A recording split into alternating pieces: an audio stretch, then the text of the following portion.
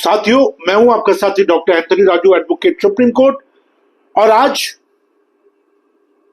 एक पॉक्सो के मामले में, एक झूठे पॉक्सो के मामले में, जिसमें माइनर की जो एज थी उसको माइनर दिखा के एक शख्स जो दिसंबर 5, 2023 से जेल में बंद था, उसको इलाहाबाद हाई कोर्ट ने बेल दी है। मैं इससे पहले कि इस पूरे जजमेंट पे आऊं, ये बहुत बड़ी सक्सेस है हमारे एडवोकेट के लिए। साथियों, मैं आपसे बस गुजारिश करना चाहता हूं कि आप इस चैनल को जरूर सब्सक्राइब करें, लाइक करें, कमेंट्स करें, बेल बटन दबा के रखें। और अगर आप चाहें तो मुझसे बात कर सकते हैं, मैं आपकी मदद जरूर करूंगा। 9873005424। और ये वीडियो जो हम बनाते हैं, जो high court supreme court judgment देती है, ये अपने आप में बहुत इंपॉर्टेंट वीडियो होती है साथियों। और ये माइंड ब्लोइंग वीडियो होती है। और जो लोग फॉल्सली, झूठे तरीके से बलात्कार जैसे मामले में या पॉक्सो जैसे मामले में जो गंभीर अपराध है फंसाए जाते हैं, उनके लिए आई ओपनिंग है, एक सबक है। इलाहाबाद हाई कोर्ट को हम मुबारकबाद देते हैं कि एक निर्दोष इंसान को उन्होंने बरी करा है, बेल दी है। ये बड़ा important judgement.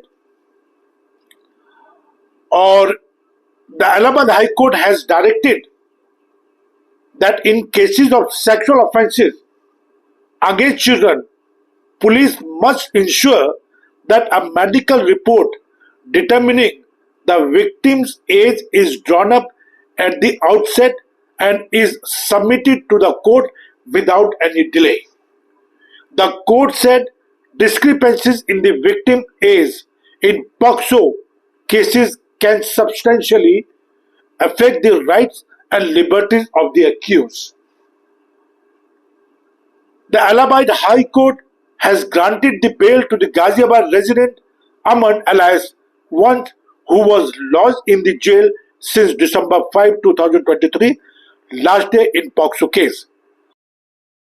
Depictions of the victim as a minor in POCSO Act cases in an abuse of the process of court, Justice Ajay Bhainot said on Tuesday.